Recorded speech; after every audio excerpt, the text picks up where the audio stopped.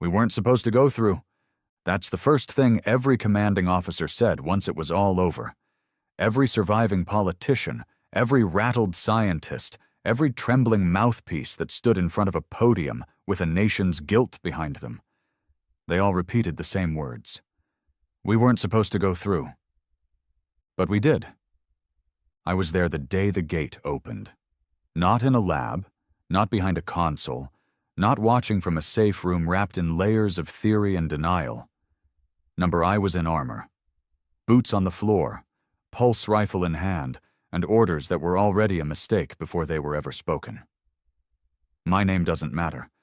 I'm not here to be remembered. I'm just here to tell the truth that got buried under medals and apologies. The gate was never ours. Not really. We found it buried in Antarctica after the last ice shelf collapsed. A perfectly circular construct made of material no one could identify. Not alien tech, they said. Not natural either. Just there. A mistake we stumbled across like ants on the ruins of something we were too dumb to understand. But we tried to control it. Of course we did. That's what humans do. We build walls around things that terrify us and call it science. We turn fear into funding. So they moved it to a black site somewhere in Alaska. Deep, dark, frozen ground where silence lasts for miles and screams don't travel far. And then they started the trials. They sent drones first. Data came back warped. Timelines didn't make sense. One drone was sent in for 3 minutes and returned after 2 months. Rusted, half-melted, its AI looped in an endless scream. Still, they pressed on. Because power is an addiction, and the ones holding the syringe always think they won't overdose. They needed a human crew, volunteers, officially. But in reality, disposable. The kind of men who don't have families, who don't ask questions, who've already done things that make them unfit for civilian life. Men like me. They gave us the usual pep talk. You're heroes. Pioneers. Explorers of a new frontier. I've heard that shit before. It's what they say when they don't plan on sending you back.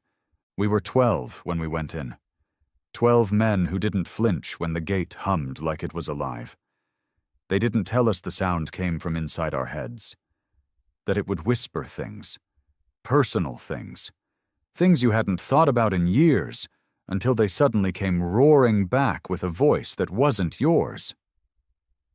I remember stepping through. There was no flash, no swirl of lights, no dramatic shift in gravity or time. Just a blink. One step, and the world changed. The air was wrong. Thicker, somehow. Metallic. Every breath tasted like old blood and electricity. The sky, if you could call it that, was black and wet, like oil suspended above us with veins of orange light twitching through it. We stood on stone that wasn't stone. It pulsed underfoot, alive, waiting. And then it saw us. Not a thing, not a creature, no, something bigger. Not a being, but a place. The realm itself looked back. And the moment it did, we knew the gate had never been meant to be opened by things like us. One of the rookies, Harper, dropped his gear and started mumbling, crying. He said his mother was in the sky, that she was singing his childhood lullaby backwards. We were in hell. A quiet, waiting, intelligent hell. But turning back? That wasn't an option. The gate behind us shimmered once, then closed. The power shut off. We tried comms. Nothing.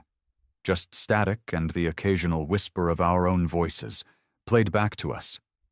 Altered. Something had pulled us in. And the worst part? It wanted us to go deeper. The worst part wasn't being trapped. It was knowing we were being watched. Not in the way you feel someone standing behind you, not in the normal, explainable sense. This was different. You could feel it in your spine. Something ancient, not alive in the way we understand it, but sentient in the coldest, most detached sense of the word. The kind of intelligence that had never known warmth. It didn't want to communicate. It didn't want to hurt us. It just wanted to observe.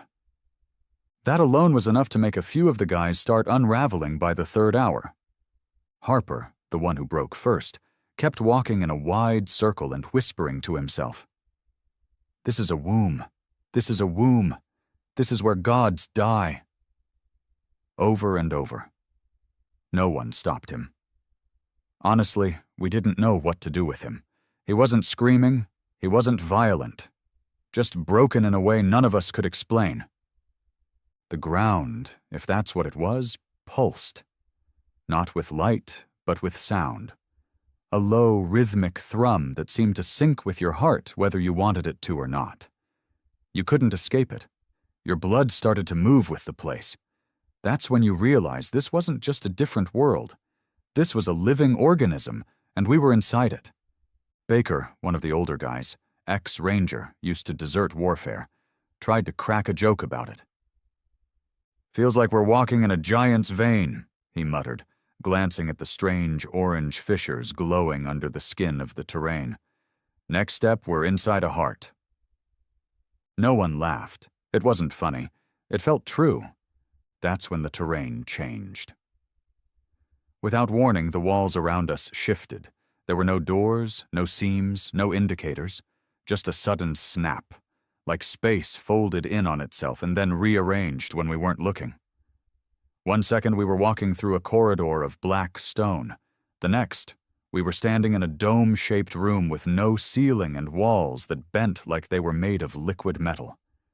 And in the center of that room, there was a man. Or at least, that's what it looked like at first. He was standing perfectly still, skin white like paper soaked in milk, eyes wide open, no pupils, no movement, no gear, no visible signs of life, just frozen there, naked and shivering without actually shaking. Breathing, but only barely. We surrounded him in silence. McAllen went first. He was the medic, approached slow, like you would a wounded animal, scanned him with the biosensor. No ID, no suit tags, nothing in the database. "Not one of ours," he said, eyes narrowing. "Or if he is, he went in without a suit, no implants, and probably decades ago." Then the guy blinked. Just once. And McAllen screamed, dropped the scanner, fell backward, gasping, like he'd just had something ripped out of him. We pulled him back, weapons raised, but the figure didn't move. Not a step. Just stared. McAllen wouldn't talk after that, wouldn't look at us. He clutched the side of his head and whispered the same thing over and over. He showed me. He showed me. I saw the hunger. After that, we moved, fast. No more scanning. No more checking unknowns. We stuck together. Whatever that figure was, we left it behind, and I swear I heard it sigh. Not a breath, not wind, something older, like a memory exhaling. By hour 7, 3 of us were unstable. Harper was now talking to someone none of us could see. McAllen kept writing in blood on his sleeve, and Jenkins, one of the best shots I'd ever met, started aiming at shadows. "There's movement," he muttered. "Every wall, every corridor. It's watching from the folds." The gate opened a mouth and we walked in. We tried rest. No sleep, no clocks, no sense of time. We couldn't tell if we were walking for minutes or days. Hunger came and went in waves. One moment you'd feel like you hadn't eaten in weeks, the next, completely fine, like your body forgot how to function and was just guessing at what it should feel. Then came the voices. They started as echoes, distant, barely audible, but soon they were speaking directly to us, not aloud, inside, memories, regrets, moments we'd buried. I heard my father's voice, cold, disappointed, the way he spoke to me after I joined the Corps instead of going to university. I hadn't thought about that in years. I'd buried it under war zones and deployments and the chaos of life. But the voice was perfect, same tone, same timing, and it said things he never actually said. You were always meant to fail. That's why I never stopped you. And somehow, I believed it, because that's what this place did. It knew. It read you like a book and threw your worst page back in your face. The gate didn't just transport us somewhere. It unfolded us, peeled back the layers and left us raw. By the 10th hour, Harper walked off on his own. Didn't say a word. Just wandered into the fog that rolled in from a hallway that didn't exist 5 minutes earlier. We called for him. Tracked him. Nothing. He was gone like he never existed. The gate gave and took as it pleased. Then, we found the first sign. A pillar, carved with symbols that hurt to look at. Not because they were graphic or sharp or dangerous, because they were familiar. Too familiar. Those are ours, I said. And they were. The markings looked like something between Sumerian and binary code. A language hybrid we'd only seen used in deep military black projects. The kind of code developed to keep things hidden from even our own intelligence systems. But these symbols were old, ancient, weathered like they'd been there for 1,000,000 years. How the hell? Jenkins started, but stopped. Because now we had to admit something none of us wanted to say out loud. Someone had been here before us. Maybe not humans, maybe not our kind of people. But someone with the same ideas, same arrogance, same belief that they could tame the gate, walk into the unknown, and come out gods. But there were no bodies, no bones, no wreckage. Just echoes. And as we moved forward, those echoes became clearer. A woman's voice, trapped in a loop. It's not a portal, it's a parasite. It feeds on your perception. A child's laughter, warped, and behind it all a low, groaning moan, like the structure itself was slowly waking up after centuries of sleep. We didn't know where we were going. The terrain was endless, reshaping constantly. Corridors bent back on themselves. Some opened into wide-open plains with skyless ceilings. Others dropped into spirals of gravity that didn't obey direction or mass. We learned not to step unless the ground invited it. And even then, every step felt like a negotiation with something waiting just beneath the surface. By the time we made camp, if you could call it that, we were down to 8. 2 missing, one presumed dead after falling through a corridor that collapsed like a throat closing. The rest of us sat in silence, our weapons out, our trust thin. That's when Delmar, the comms guy, cracked. He'd been silent most of the trip, focused on scanning frequencies, logging useless data, trying to act like we were still on some scientific mission instead of a death march through a breathing tomb. But now he stood up, eyes wide. They're still human, he said, looking at the wall. They just learned to hide in the folds. It's not the gate's fault, it's ours. We left them behind. Who? I asked. He smiled. And that's when I realized. His pupils were gone. Smooth white. Just like the figure from earlier. The first crew. There wasn't a first crew, I said. We were the first. He shook his head. We were just the first who came back. Delmar didn't blink. He just kept staring into the wall like it was a window, smiling like a man who'd just made peace with the impossible. I heard them, he said again. Voices through the comlink. Some begged, some warned, some just laughed. But they were human. No, I snapped. You were scanning interference. This place screws with perception. He turned toward me slowly. You think perception makes it less real? The others stayed quiet, weapons still raised, but their hands weren't steady anymore. You could feel the air tighten, like the room was shrinking, pressing in from all sides. It wasn't just what Delmar said. It was the way he said it, like the words weren't coming from him anymore, but through him. I stepped closer, rifle low but ready. "We're not here to play, Prophet. We're getting out. That means staying sharp." Delmar blinked. "Just once." His eyes flickered. Black for a fraction of a second. Not pupils, but the whole damn iris swallowed in shadow. And then back to white. "I already got out," he whispered. Then he shot himself. Didn't hesitate. No build-up. Just pulled his sidearm, angled it under his chin, and pulled the trigger. The shot echoed through the chamber. His body dropped like a puppet with its strings cut. But the blood didn't spill. It hovered, floated upward like red mist caught in slow motion. And the sound? It didn't fade. It repeated, like an echo glitching through a broken speaker.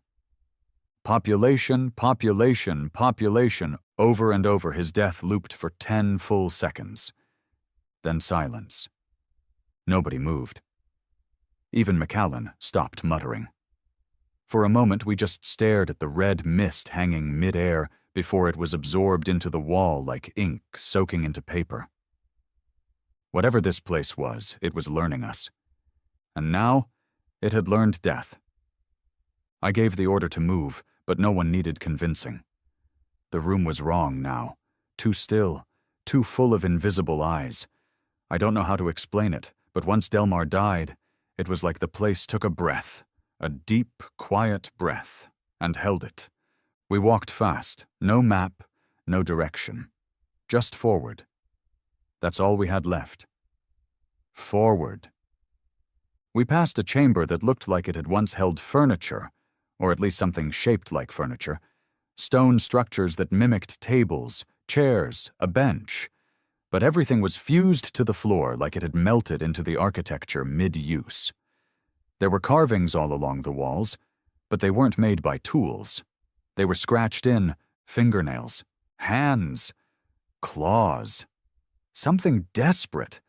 Dozens of lines, thousands of slashes, and one clear sentence repeated again and again.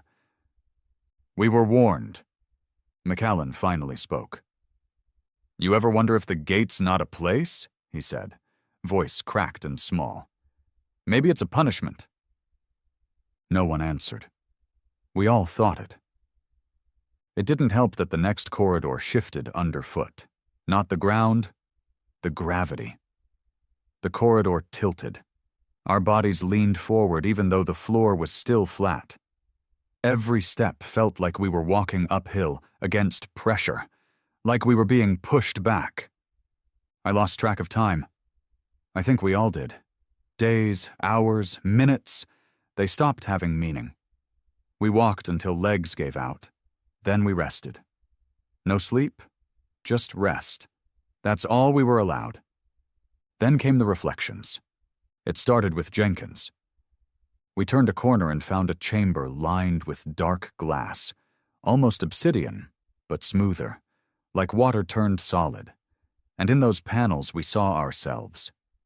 Except they weren't mirrors, because what we saw wasn't us. My reflection was older, worn down, wild-eyed, emaciated, wearing the same armor but streaked in blood and ash. His mouth opened, no sound, but I saw the words clear as day. "Go back. You haven't done it yet." The others had similar encounters. Jenkins screamed when his reflection opened its mouth and vomited teeth. McAllen punched his until his knuckles bled. None of us wanted to stay in that chamber. But as we left, we realized something worse. We hadn't moved. Every step away from the mirror room brought us right back to the entrance. Over and over, like walking in a loop with no exit. Jenkins lost it and ran, full sprint, screaming his own name like he was trying to anchor himself. We chased him, tackled him, dragged him back. But when we turned around again, the corridor had changed. We weren't in the mirror chamber anymore. It let us go, after we broke. That's when I stopped believing this was a mission. This was a test, a game played by something that didn't measure life in years or actions, but in patterns. A predator studying its prey not to kill it, but to understand how it breaks. Later we found a body, not one of ours. It had 4 arms, or had before they were torn off. The skull was elongated, jaw fused shut with what looked like sinew or bone. No eyes, no ears, just holes. Dozens of tiny holes like a flute carved into its head. It had symbols carved into its chest. Same as the pillar, same language, another race, another explorer, another failure.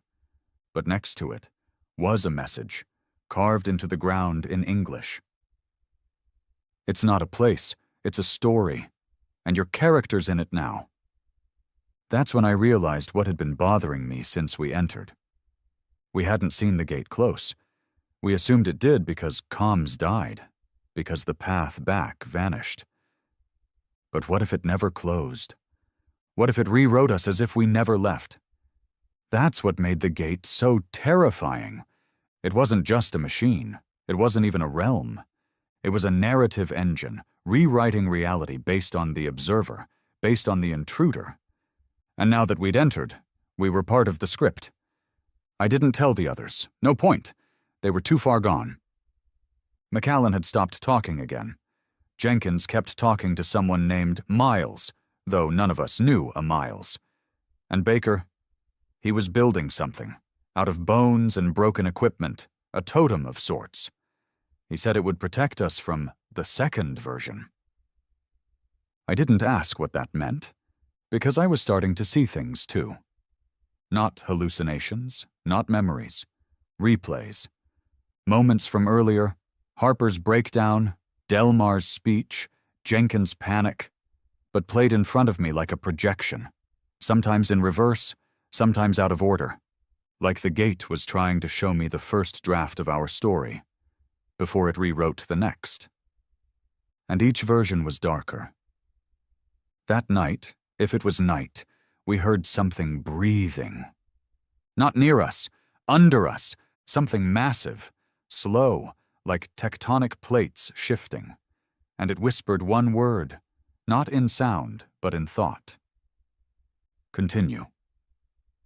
That's when I realized the final horror. This wasn't a prison. This wasn't a test, it was a prompt. The gate was asking us to keep going, because it wanted to see how the story ends. Their faces were still the same, mostly. Same armor, same gear, same exhausted expressions. But there was something off. Slight shifts, like someone had redrawn them from memory and got the details almost right. Jenkins' jaw was sharper now. Baker's skin seemed thinner, stretched. McAllen blinked less and breathed slower. I thought maybe I was hallucinating until I saw my own reflection again, briefly, in the silver sheen of a curved wall. It wasn't me. Same general shape, yes. But the eyes? Wrong. Not tired. Empty. And the mouth didn't move when I did. It just smiled, wide and patient, like it was waiting for something I hadn't done yet. After that, I stopped looking at myself. The environment was shifting more frequently now. What began as narrow corridors had widened into sprawling mazes, architecture blooming upward like cancerous growths. Sometimes we'd backtrack only to find paths had vanished. Other times, new ones appeared with no explanation. The place wasn't just alive. It was adaptive, and it was adapting to us. It mirrored us, reflected us, reacted to us. I started to suspect the gate didn't have a shape. It simply wore one, like skin. And every step we took into its heart, it wore a piece of us to do it. By the time we reached what we called the cathedral, McAllen was gone. Not dead, just gone. We stopped for a break, just 5 minutes, ate protein packs that tasted like ash, and rested against a wall that pulsed like a muscle underfoot. McAllen sat a little apart from us, eyes closed. Not asleep, just listening. And then he faded. Literally. Not all at once, like some science fiction teleport, but slowly. Like a photograph left too long in the sun, his body began to lose contrast. Color. Definition. The last thing we saw was his outline dissolve into the air like smoke. And then nothing. No scream, no warning, just silence. We didn't speak for a long time after that, because none of us wanted to admit what we'd all just seen. The cathedral wasn't a structure. It was a vision, a space that extended farther than sight allowed, with spires that moved when you weren't looking. They bent and straightened like antennae. In the center, a dais made of flesh-like stone spiraled upward and glowed a faint, pulsing red. Floating above it, impossible to measure, was a shape that hurt to see. You couldn't focus on it. Your brain refused. It blurred your vision in places that weren't part of your eye. You felt it more than saw it. The closest I could describe is, if the concept of grief had a physical form, it would be that. Jenkins was the first to walk toward it. I tried to stop him. We all did. But he shook us off like a man walking to his own execution with purpose. He stepped onto the platform, reached upward, and whispered something none of us could hear. Then he collapsed. And from the floating shape, a sound began. A low, musical groan that spread across the walls and vibrated through our bones. Jenkins' body twitched. His skin cracked like dried clay, and then he sat up, smiling. That same too wide, too still smile I'd seen in the mirror. He looked at us and said, "It wants a name." "What does?" Baker asked, voice brittle. "The story," Jenkins replied. "It's almost finished, but it doesn't know what it's called yet. We're supposed to give it a name." And then, like a machine shutting down, he dropped dead. His body folded in on itself, bones popping. His face froze in that smile, and then turned to dust. That was the final breaking point for Baker. He dropped his weapon and backed away, muttering prayers I'd never heard before. Not Christian. Not anything I recognized. Maybe something older. He looked at me with wide, tear-filled eyes. "We're not explorers," he whispered. "We're the ink." I didn't argue, because I knew he was right. The gate wasn't a door to another place.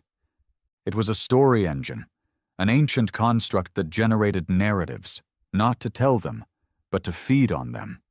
Every choice we made, every crack in our sanity, every drop of emotion, fear, betrayal, sacrifice, it drank all of it, and it needed endings.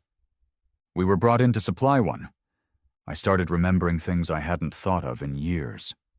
Regrets, mistakes. The girl I left behind when I chose war over love. The kid I couldn't save in Kandahar. My brother, who never forgave me for surviving when he didn't. Those memories weren't just surfacing. They were being used. Played, projected, written into the walls. I saw my brother's face in the dark stone. I heard the girl's laughter in the humming of the spires. The gate was rewriting me, consuming my narrative and folding it into the architecture of the place. Baker didn't last long after that. I found him the next cycle, folded at the base of a pillar. His chest opened, ribs cracked wide like a book. And inside? Words, not carved. Groan. His flesh had formed glyphs in the same ancient script we'd seen before, a living manuscript. And at the top of the rib cage, one line in English, "The offering must be personal." I didn't cry, not anymore. The gate didn't deserve tears. But something was changing in me too. I started to understand the pattern, the way the gate moved us, shaped us. It wasn't random. It followed emotional crescendo, betrayal, despair, sacrifice. It mirrored narrative structure, rising tension, climax, resolution. I wasn't a soldier anymore. I was a character, and if I wanted to survive, I had to end the story on my own terms. So I walked. Alone now. through corridors that bent like intestines, and rooms that whispered confessions in languages I'd never heard but somehow understood. Each step was harder, not because of fatigue, but because of resistance. The air grew thick, like the gate didn't want me to finish. Because I had figured it out. It wasn't just feeding on my story. It was afraid of how it might end. That's when I reached the final chamber. No walls, just endless space. A platform suspended in nothingness, and across from me, myself. Not a reflection, another me. He looked at me with calm, resigned eyes, like a man who had already died 1,000 times and knew it didn't matter. "You made it," he said. "What is this?" I asked. He smiled. "Choice. The gate always ends with choice. That's how it feeds. It waits for one final decision, one final act of will." "And then what?" "Then it writes the end." He stepped forward. "You kill me. It ends your version. You become the last survivor, the tragic hero, the one who outlived them all. A good ending." I stared at him. "And if I don't?" He nodded to the dark behind me. "Then it writes another, a loop, a new version. You'll start again? Maybe in another form, another crew, another name, but you'll keep feeding it." I thought about it. Killing him, killing myself. Was that really freedom? Or just playing along? And then I realized something that broke the loop entirely. I lowered my weapon. "I refuse." He looked confused. Just for a second. "I won't kill you. I won't end it. I won't play along. I won't choose." The gate shuddered. The space around me rippled. The dais cracked. The floating shape above pulsed violently, as if trying to rearrange the narrative mid-collapse. Because I had done what it never expected. I denied the ending. And that's when I woke up.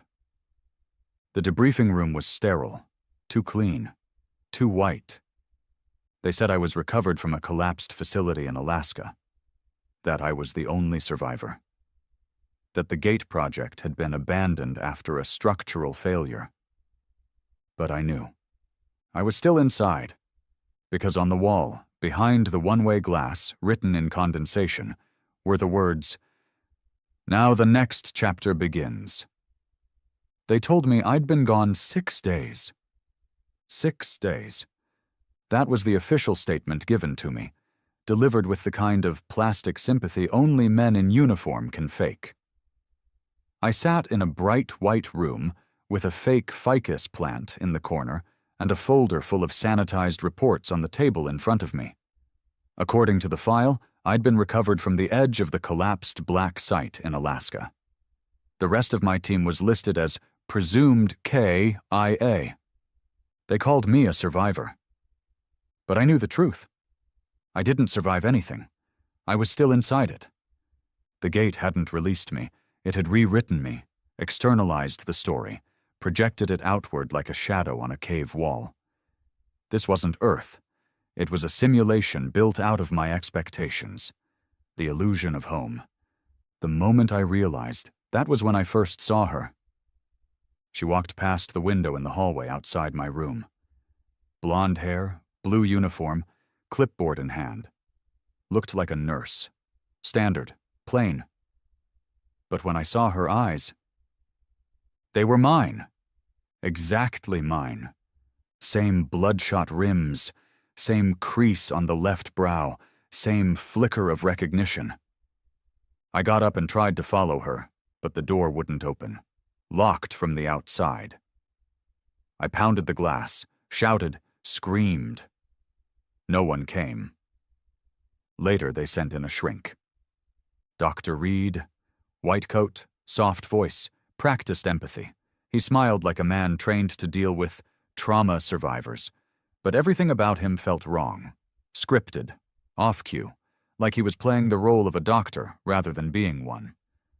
"Do you remember what happened inside the Gate?" he asked. Which time? I replied. He blinked, hesitated, then smiled again, same as before.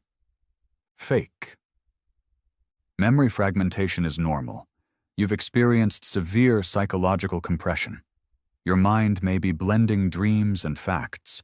What matters is that you're safe now. No, I said. I'm still in the story. He paused, and for the first time, I saw something flicker in his expression. Not confusion, recognition. He leaned forward. Why would you think that? I didn't answer. I just looked at the corner of the room where the shadows didn't match the lighting. Too long. Too sharp. As if the geometry of the room couldn't render properly past a certain angle. That night, I didn't sleep.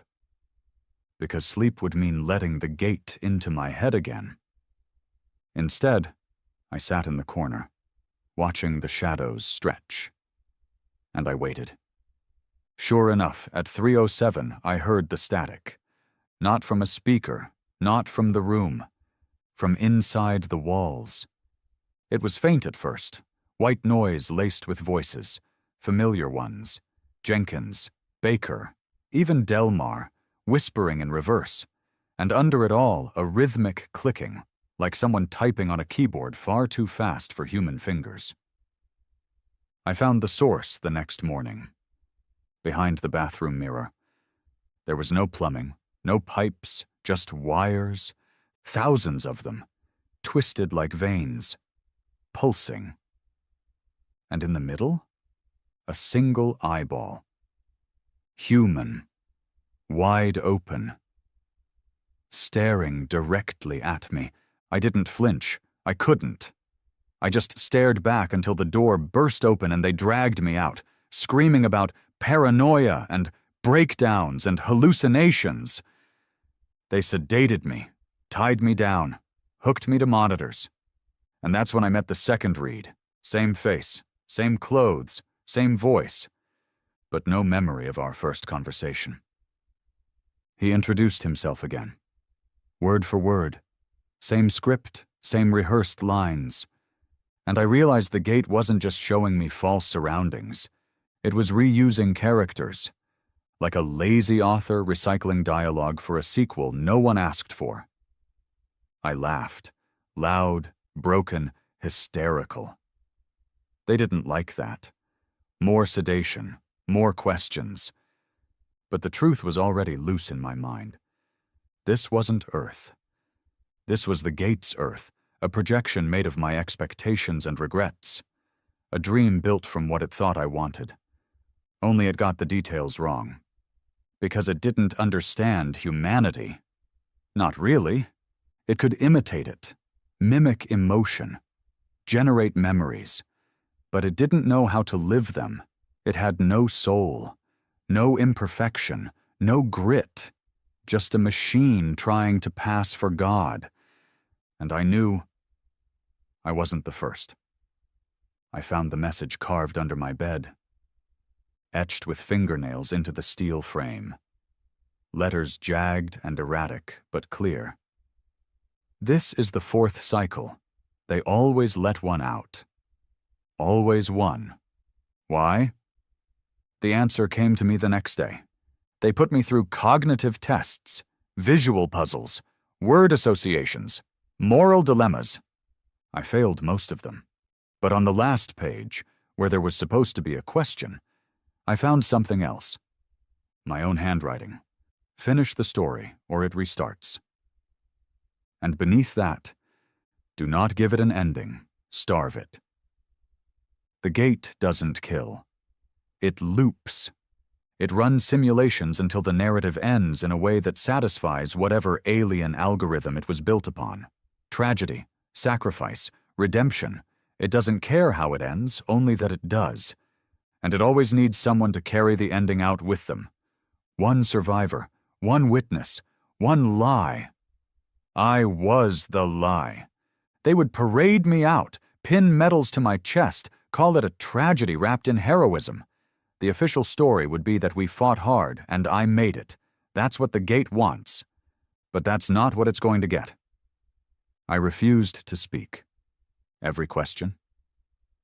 Silence. Every test? Sabotaged? Every observation?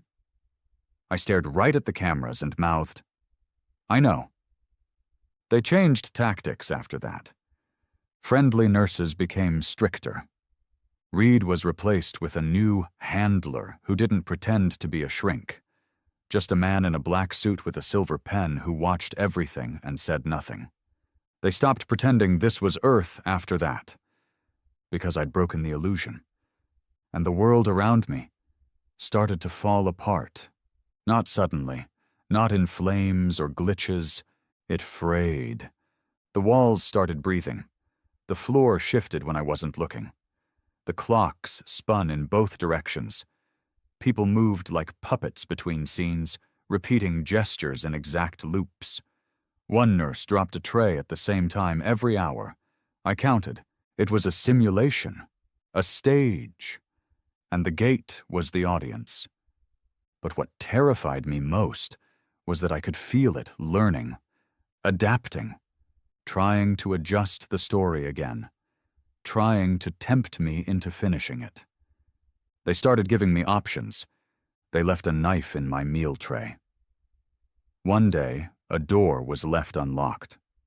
Another day, I woke up with a loaded gun under my pillow.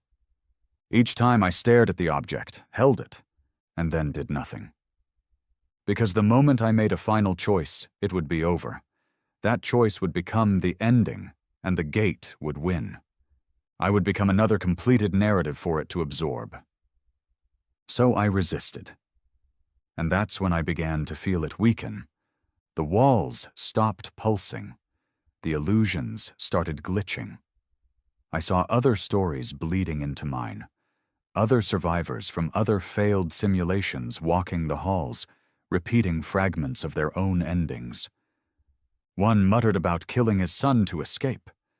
Another wept about letting a city burn so she could live. One just whispered, "They built the gate out of screams. Yours just haven't been added yet."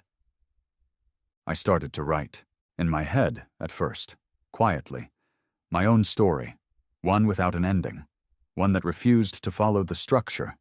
No climax, no resolution, just endless resistance. And the gate hated it, because the gate wasn't a god.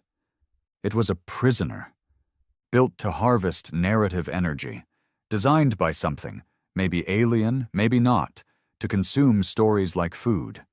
And I'd become its starvation. That's why it lets one survivor go. Because if no story escapes, the energy collapses. But I wasn't going to escape. Not really. I was going to stay inside, forever unfinished. A loop without closure. A story without an ending. A refusal to feed the machine. And somewhere, deep in the structure, I heard it scream. A scream made of every ending it was denied, every name it failed to record, every truth it couldn't rewrite. And I smiled, because for the first time since I stepped into that gate, I was writing the story. It started with voices, not the distorted whispers, not the overlapping radio signals echoing from the past. These were clear, human, intimate, precise. Like someone had recorded my life and was now playing back the best and worst scenes, frame by frame. At first it was my brother again. "You left me there. I begged. You heard me. You just ran." Then came Emily, the girl I walked away from the night before I deployed. She was sitting on the edge of my cot, wearing the same flannel shirt and jeans from our last argument. "You said you'd come back when it was over," she whispered. "But you never wanted peace, did you?" They weren't real. I knew that. But the gate had learned. It didn't throw abstract horrors at me anymore. No more creatures in the walls or rooms that bent space. Now it brought ghosts with familiar hands, familiar wounds. And worse, they started interacting with the environment. My dead brother walked through the door of my simulated room, sat across from me, and lit a cigarette. Same brand he used to steal from Dad's drawer. The match struck, the smoke curled, the scent filled the room. "It's almost over," he said, exhaling. "No," I replied. "You're not him. You're just something wearing his skin." He smiled, eyes hollow. "Doesn't matter. Endings always need ghosts." That phrase hit harder than it should have, because I realized the gate wasn't just imitating life anymore, it was writing fiction. Improvising, guessing, throwing emotional weight behind its lies to force my hand. It had shifted from observation to manipulation, and it was getting better. Faster. Every hour, the simulation reset. Same room, same fake nurses, same rotating read variants, same scripted attempts at therapy and control. I began keeping track of the errors. Minor at first. A coffee cup always facing the wrong direction, a nurse who blinked out of sync with herself, lights that flickered Morse code without a source. But then the resets got more aggressive. I'd blink and find myself back in the gate, on the mission, surrounded by my team again, Jenkins smiling, Baker complaining about the cold, McAllen humming some old country tune he never could name. And for a second, just one heartbeat, I almost believed it. I almost let go, but the smile gave it away. "Jenkins!" His smile was too wide again. That's when I pulled my sidearm and shot him. The others screamed, reacted like it was real. Blood splattered across the snow. But then everything froze. The wind, the screams, the breath hanging in the air, and the gate's voice returned. Not in sound, in intent. "You want an unfinished story? I'll give you one." And then everything shattered. Glass, sound, light, myself. I was thrown through my own memories like a skipping stone across water. Childhood, deployment, first kill, first kiss, first betrayal. Each moment playing out, but wrong, tweaked, rewritten. My father wasn't angry. He was afraid. Emily never cried when I left. She laughed. The boy I shot in the desert didn't die. He thanked me. Everything was being recontextualized. The gate was scrambling my life into something digestible, something that made sense in narrative form. Because that's what it hated about me. I was mess, flawed, contradictory, incomplete, human. The gate wanted arcs. It wanted symmetry. It wanted a story with rhythm, rising action, and a conclusion. And when I denied it that, it panicked. And like a dying animal, it began lashing out. It brought back Harper. He walked into my hospital room 2 days later like he'd never left. Same patchy beard, same nervous fidget. "Hey man," he said casually. "I don't know what the hell happened in there, but I'm glad you made it out." I didn't answer. He kept talking, making jokes, asking about the mission like he couldn't remember anything past stepping through the gate. Then he said something I hadn't told anyone. He said, "Remember that sound?" Right before the gate sealed, the way it said your name, like it knew you were the anchor. Anchor, a word I'd only heard once, from Jenkins, right before he touched the construct inside the cathedral. That's when I stood up and pulled the curtain off the hospital window. No glass, just black. A swirling void, a sky made of oil and teeth. Harper grinned, too fast, too sharp, too wide, and I knew. The gate wasn't showing me simulations anymore. It was inside me. I wasn't the survivor. I was the carrier, the anchor. I'd brought part of it back with me, or maybe I never left. That night, I carved the words into my arm with a fork. This is not real. Every time the loop restarted, I checked the scar. If it was gone, I knew I was still inside. If it stayed, I knew the gate was growing weaker. And then, finally, something changed. The walls stopped shifting. The nurses stopped talking. Everything froze. And in the silence, she appeared. Emily. Real this time, or close enough to fool every part of me. She didn't speak. She just sat beside me, hands folded, eyes glassy. I waited, didn't react, until she whispered, "If you just say goodbye, it all ends." That's when I knew this was it, the final scene. The gate was offering closure, an easy out, an ending with emotional weight, a full circle resolution. The kind of conclusion that wraps pain in poetry and makes you think it all mattered. It wanted me to cry, to grieve, to break, to say goodbye. I leaned forward, took her hand, and whispered in her ear, "No." Then I stabbed the pen from the nightstand into my own neck. The world went white. For a moment, I felt everything. All the previous cycles, all the failed stories, all the survivors who chose endings. I saw their ghosts not trapped, but used, their narratives absorbed like fuel, their names lost in the folds, and then nothing. Silence. True silence, not simulation, not projection, not story. Just me, alone, in the gate's core. Floating in a space where time had no foothold, where memory couldn't reach. And then it spoke. For the first and last time, not with words, with finality. You refused the gift. I opened my eyes, smiled, and whispered, "Good."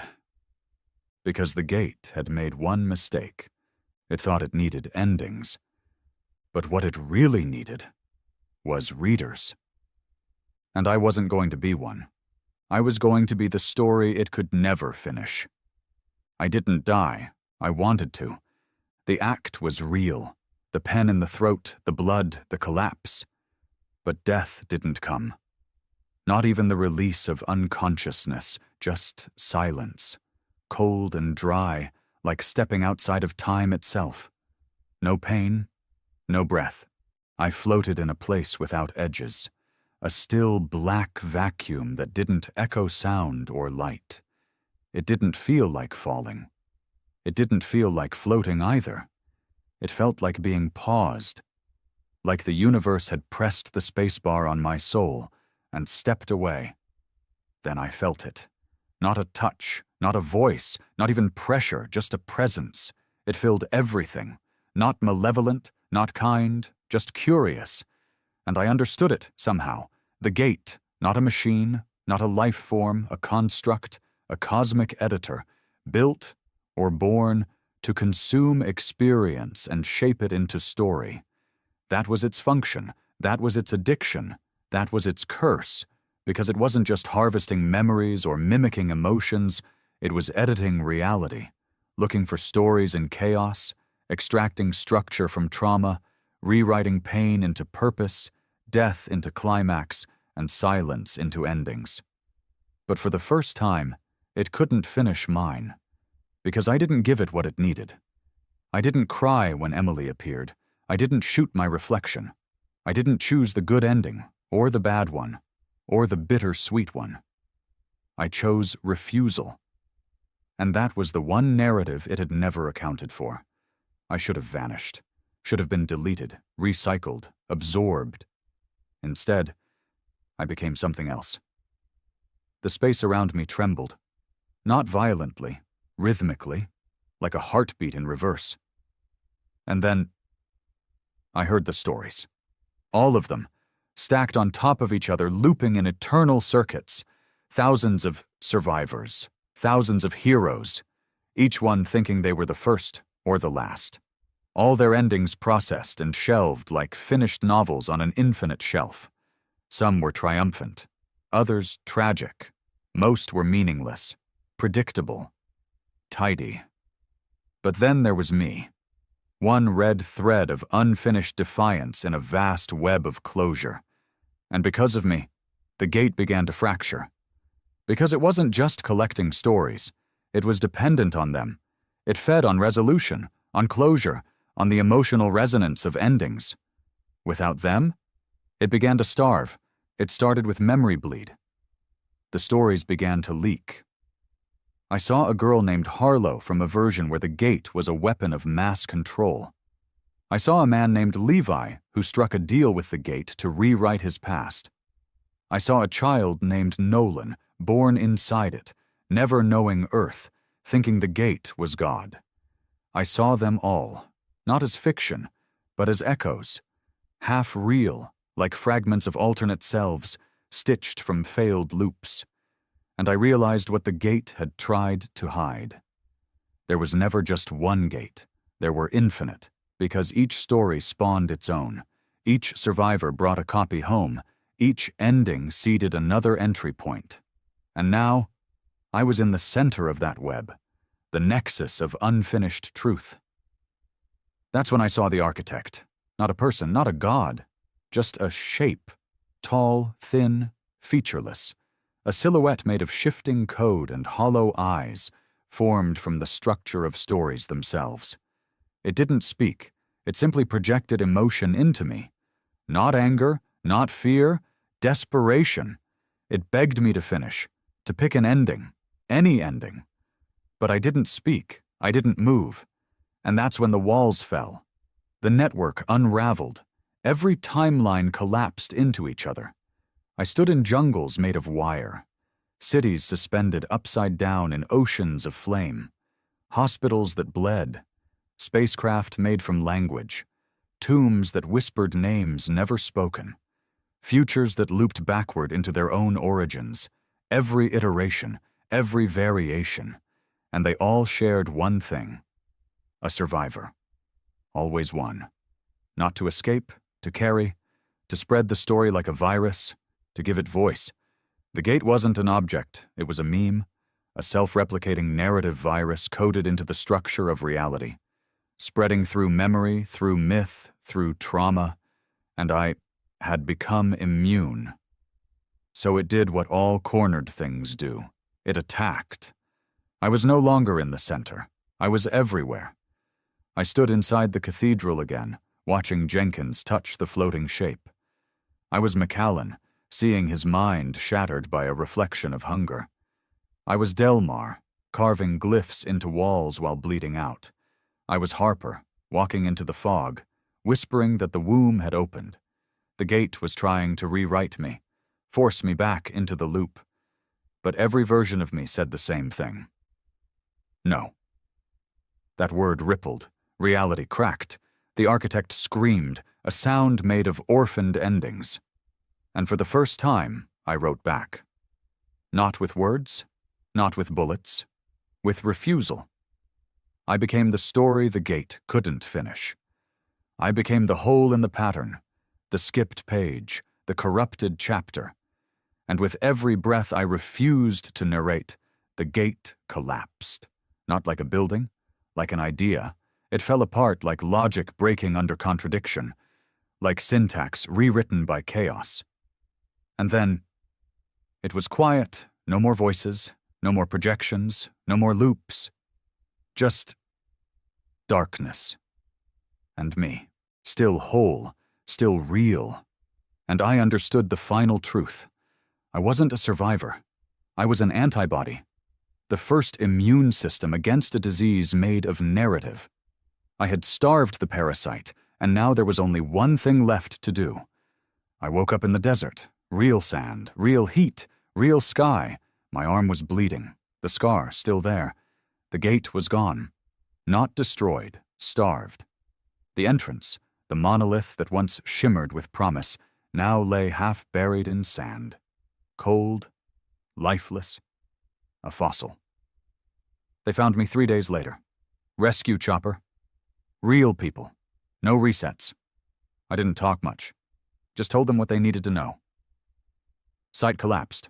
I was the only one left. They didn't ask much more after that. Didn't want to know. They already had the report, already had the files, already had the ending, but I never gave it to them. because the moment I say how it ended, even now, the gate gets to write the last line. And I won't give it that. So I'll say this instead. It didn't win. It learned something the hard way. Some stories don't get closure. Some characters don't arc. Some men don't break. I didn't go back to the military. Didn't take their money. Didn't speak at their tribunals. Didn't sit for their hero debriefs.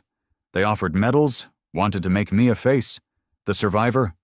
The brave one. The man who endured what others couldn't. But I knew what they were doing. They wanted a story, and that's exactly what I wouldn't give them. I gave them the minimum. 1 paragraph in a dead report. Mission terminated due to environmental collapse. All other personnel deceased. Cause, classified anomaly breach. No photos, no coordinates, no interviews. They didn't press, because they were afraid. Not of me, of the silence, of what it meant when no one talks about what happened. Because when there's no story, there's no safety, no structure, no control. I became a ghost in my own country. I left the base within a week.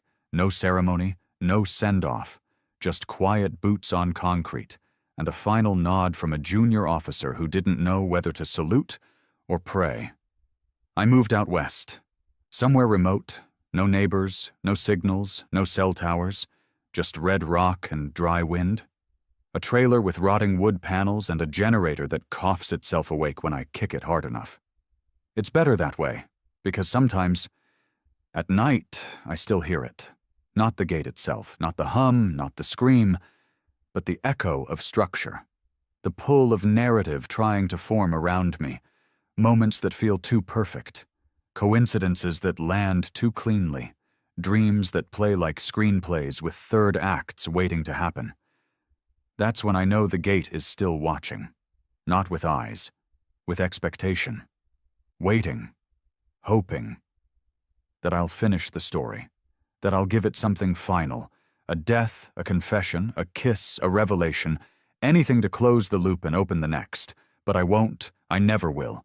That's the real weapon, not guns, not knowledge, defiance, the refusal to wrap up. Because the gate wasn't destroyed. It can't be. It exists anywhere a story is consumed. It's not a place anymore.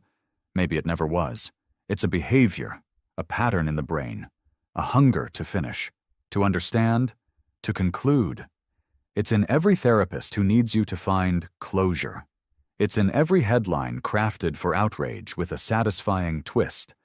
It's in every soldier told their sacrifice was worth it because it made sense in the larger picture.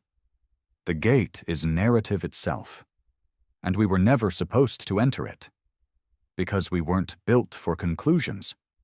We're built to live, to suffer without reasons, to carry things that never resolve. That's what makes us real. That's what makes us human. But there's something else I need to say. And I haven't told anyone this. Not out loud, not in writing, not even whispered in sleep. There was one final version of me I saw, right before I collapsed the structure. He wasn't fighting. He wasn't starving the gate. He was feeding it. Standing at a podium, telling the story to a crowd, signing books, shaking hands, crying on camera while soft music played behind a government memorial service. A man who took the story and sold it. And the gate loved him, because he gave it more than resolution. He gave it audience, and that, I realized, is the most dangerous part. It doesn't need all of us to enter the gate. It just needs one of us to tell the story, to turn the unknowable into a digestible shape, to make horror into narrative, suffering into inspiration, trauma into screenplay, because every time we do that, the gate reopens. Not in the Arctic, not in some black site, but in you. In your ears, listening to the final line. In your eyes, watching the protagonist walk off into the sunset. In your spine, when the ending makes sense, that's the virus. That's how it spreads. That's how it wins. So no, I'm not a hero. I'm not even a man anymore, in the way you'd recognize. I'm a pause, a refusal, a corrupted save file in the universe's hard drive.